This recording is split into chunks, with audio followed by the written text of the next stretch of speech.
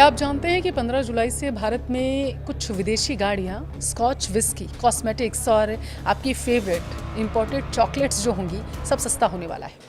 जी हाँ, और सिर्फ इतना ही नहीं, भारत के व्यापारियों और नौकरी पेशा लोगों के लिए 4,000 करोड़ रुपए की बम्पर बचत का रास्ता भी साफ होने वाला है।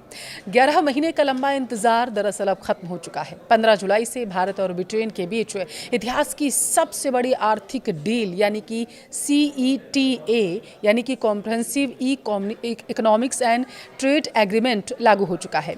आज के इस वीडियो में मैं आपको आसान भाषा में डिकोड करके बताऊंगी कि इस मेगा ट्रेड डील से भारत को आखिर फायदा क्या होने वाला है, ब्रिटेन से क्या क्या सस्ता होकर भारत आएगा और हमारे किसानों को बचाने के लिए सरकार ने आखिर कौन सा ऐसा मास्टर स्ट्रोक चल दिया है जिसकी हर जगह तारीफ हो रही है। तो चलिए वीडियो की शुरुआत करते हैं, अंत तक जरूर देखिएगा। नमस्कार, आपके साथ मैं पल्लवी रविंद्र सिंह।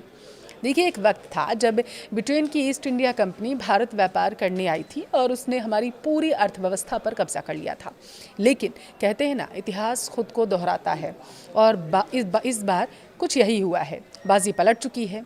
आज वही ब्रिटेन जो बताया जाता था कि ब्रेग्जिट और आर्थिक मंदी की मार झेल रहा है, अपनी इकोनॉमी को रफ्तार देने के लिए न्यू इंडिया की तरफ उम्मीद भरी नज़र से देख रहा है। अब कैसे, वो आपको आगे बताऊंगी। देखिए, 15 जुलाई का दिन इतिहास के पन्नों में दर्ज हो चुका है।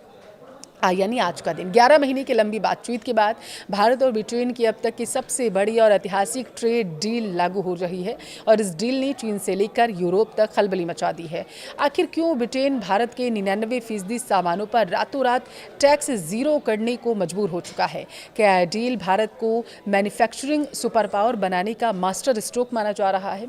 और सबसे अहम सवाल, आम भारतीय होने के नाते आपको सस्ती कारों, स्कॉच के अलावा इससे आखिर फ़ायदा क्या होने वाला है?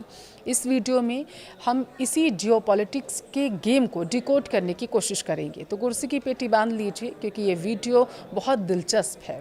देखिए, शुरुआत करेंगे, सबसे पहले समझते हैं कि ये डील आखिर है क्या।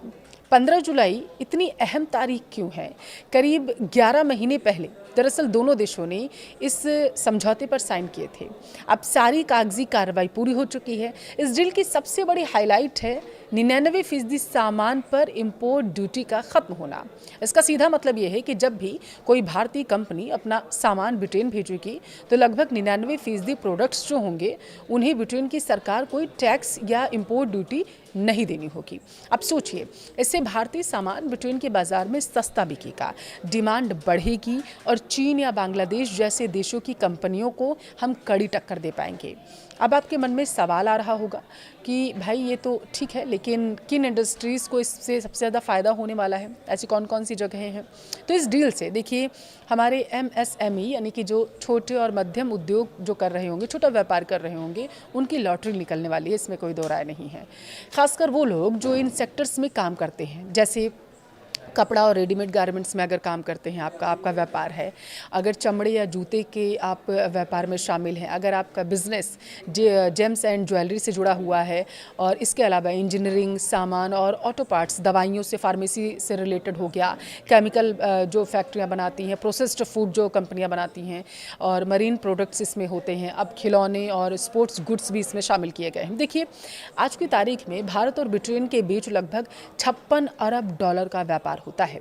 इस डील के लागू होने के बाद दोनों देशों ने लक्ष्य रखा है कि 2030 तक का व्यापार को दोगुना कर दिया जाएगा। अब बात सिर्फ सामान बेचने तक सीमित नहीं रहेगी।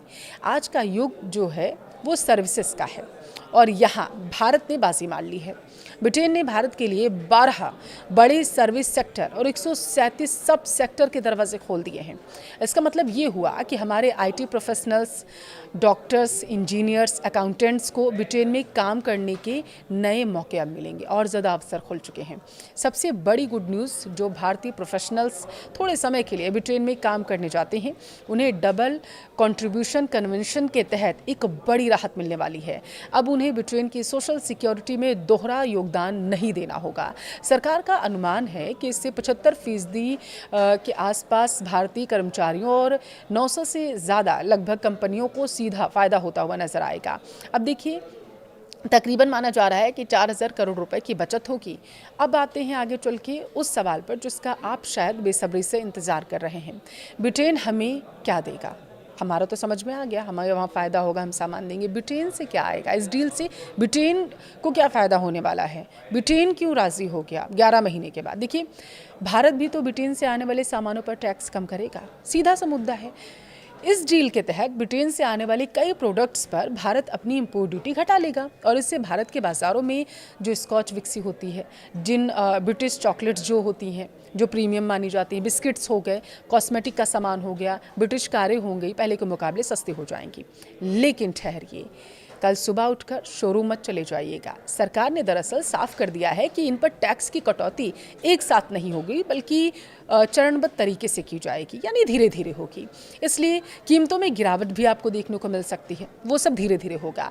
अब इसमें भी तो 11 महीने का समय लगा है ना, तो ऑब्वियस सी बात है इसमें धीरे धीरे चरणबद्ध तरीके से चीज़ें की जाएंगी। देखिए, जब भी कोई ऐसी ट्रेड डील होती है तो सबसे बड़ा डर हमारे किसानों और छोटे पशुपालक जो होते हैं उन्हें होता है कि कहीं विदेशी सस्ता सामान आकर हमारा बाजार न बर्बाद कर दे। लेकिन यहाँ भारत सरकार ने बहुत समझदारी से काम लिया।